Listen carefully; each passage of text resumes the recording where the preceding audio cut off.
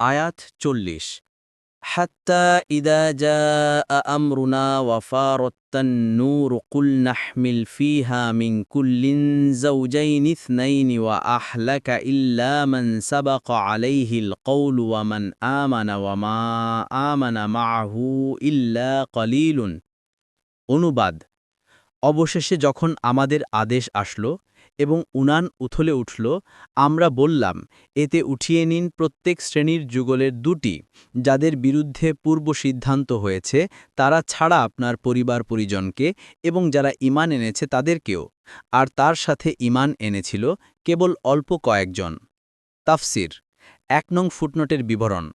এ সম্পর্কে মুফাসসিরগণের বিভিন্ন উক্তি পাওয়া যায় কোরআনের সুস্পষ্ট বক্তব্য থেকে বোঝা যায় প্লাবনের সূচনা হয় একটি বিশেষ চুলা থেকে তার তলা থেকে পানির স্রোত বের হয়ে আসে তারপর একদিকে আকাশ থেকে মুষলধারে বৃষ্টি পড়তে থাকে এবং অন্যদিকে বিভিন্ন জায়গায় মাটি ফুঁড়ে পানির ফোয়ারা বেরিয়ে আসতে থাকে এখানে কেবল চুলা থেকে পানি উথলে ওঠার কথা বলা হয়েছে এবং সামনের দিকে গিয়ে বৃষ্টির দিকে ইঙ্গিত করা হয়েছে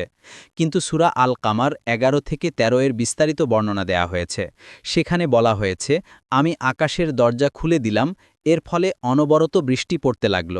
মাটিতে ফাটল সৃষ্টি করলাম ফলে চারদিকে পানির ফোয়ারা বেরিয়ে আসতে লাগল আর যে কাজটি নির্ধারিত করা হয়েছিল এ দুই ধরনের পানি তা পূর্ণ করার জন্য পাওয়া গেল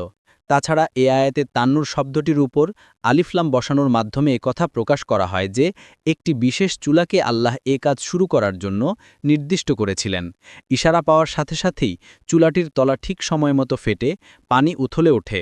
পরে এই চুলাটি প্লাবনের চুলা হিসেবে পরিচিত হয় সূরা মুমিনুনের ২৭ আয়াতে স্পষ্ট বলে দেয়া হয়েছে যে এই চুলাটির কথা নূহ আলাইহিসসালামকে বলে দেয়া হয়েছিল তবে আয়াতে বর্ণিত তান্নুর শব্দটির অর্থ ইবনু আব্বাস ও ইকরিমার মতে ভূপৃষ্ঠ তখন অর্থ হবে পুরো জমিনটাই ঝর্ণাধারার মতো হয়ে গেল যে তা থেকে পানি উঠতে থাকল এমনকি যে আগুনের চুলা থেকে আগুন বের হওয়ার কথা তা থেকে আগুন না বের হয়ে পানি নির্গত হতে আরম্ভ করল ইবনু কাসির ২ নং ফুটনোটের বিবরণ অর্থাৎ জোড় বিশিষ্ট প্রত্যেক প্রাণী এক এক জোড়া করে নৌকায় তুলে নিন ইবনু কাসির